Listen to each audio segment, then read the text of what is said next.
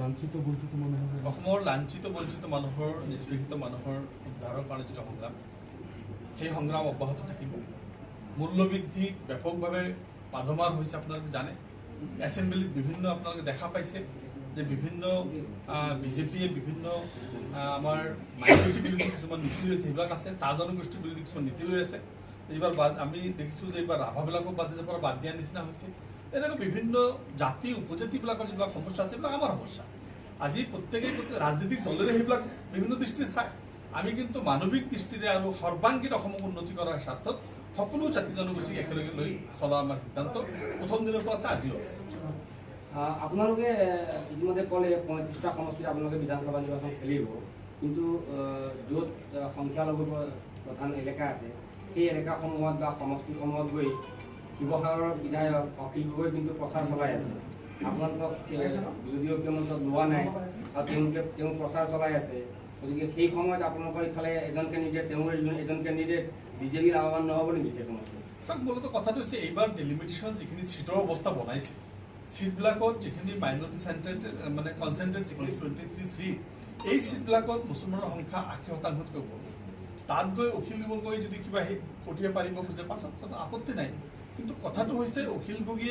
গগৈ কাৰ হৈ লৰিব তাৰ এটা ডিষ্ট্ৰিক্ট কমিটি নাই এটা সমষ্টি কমিটি নাই যেনে এটা ব্লক কমিটি নাই জিপি কমিটি নাই ৱাৰ্ড কমিটি নাই এনেকৈ ওপৰৰ পৰা গৈ পৰিলে কিছুমান মানুহ হৈ যায় আজি সেই মানুহ হ'লেই তেখেতে ইলেকশ্যন জিকিব এনেকুৱা নহয় পঞ্চায়ত নিৰ্বাচন হৈ যাব অখিল গগৈ কিমান তাত জিকে আপোনালোকে দেখাব তাত পিছতে এছেম্বলি আহিব পঞ্চায়ত নিৰ্বাচন দুধ দুধ পানী হৈ যাব টেনশ্যন ল'ব নালাগে চব আপোনালোকে দেখাব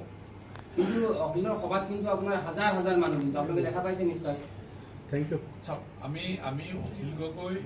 আজি মই ব্যক্তিগতভাৱে বেলেগ কথা মোৰ সম্পৰ্ক বেলেগ কথা অখিল গগৈ আজি এটা সময়ত আছিল আপোনালোকে চিন্তা কৰি চাওক যে গোটেই অসমৰ উজনি দয়াং টেঙানী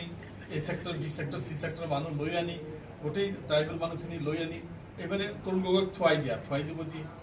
এই আজি এইটো কৰা সেইটো কৰিব দিয়ে যিটো অৱস্থা আছিল গোটেই অসমখন বন্ধ কৰিব আজি কিন্তু এই উজনি অসমত সেই ভিৰটো নাই গুৱাহাটীত কিন্তু আজি তেখেতে 10,000 মানুহ একগোট কৰিব নোৱাৰে ইয়াত আত্মজাপ দিয়া অৱস্থাত ইয়াত মানুহ আহিছিল গুলি খাই মানুহ মৰিবলৈ সেনেকুৱা অৱস্থা অখিল গগৈ আনিছিল কিন্তু আজিৰ দিনটোত এইবিলাক অঞ্চলত তাৰ বিক্ৰী হোৱাটো বন্ধ হৈ গ'ল তেখেতে যিটো ইছ্যু ধৰে সেই ইছ্যুটো থাকিব নোৱাৰে আজি বৃহৎ নদী মাজত আছে নেকি অখিল গগৈ নাই বহিৰাগত যিখিনি কোম্পানী সিহঁতক মাটি দিয়াৰ কথাটো অখিল গগৈ আছে নেকি নাই তো তেখেতৰ যিবিলাক ইছ্যু থাকে ইছ্যু তেখেতে নাথাকে সেইকাৰণে এতিয়া নতুন ফিল্ডটো বাছি লৈছে মাইনৰিটি এৰিয়া তাত যদি কোনো নেতা বেলেগ নেতা যায় মানুহ হ'বই আৰু অখিল গগৈ কৈছে মানুহ হৈছে এইটো আপত্তি কৰিবলৈ একো নাই নিজে ইলেকশ্যন খেলি চাওক মানে ক'ব বিচাৰিছে নেকি অখিল গগৈ ক্ৰিয়েট কৰি দিয়ে অখিল গগৈ ক্ৰিয়েট কৰি দিয়ে মেনেজ হৈ যায় আজি দিয়া কৰে এইটো অখিল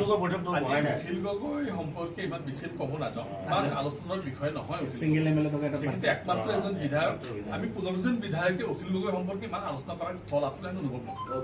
ভিত্তিহীন বুলি ক'ব বিচাৰিছে নেকি ভিত্তিহীন বুলি ক'ব বিচাৰিছে কোৱা নাই নহয় কোৱা নাই আপুনি কিয় ক'ব নহয় নহয় আগৰ বিষয়কেইটা যিহেতু কৈছে আপুনি ভিত্তিহীন বুলি কোৱা নাই এজন বিধায়ক মই সন্মান সহকাৰে কৈছোঁ এজন বিধায়ক লৈ 15জন বিধায়ক লৈ তেখেতৰ আলোচনা কৰাৰ প্ৰয়োজন আছে নাই থেংক ইউ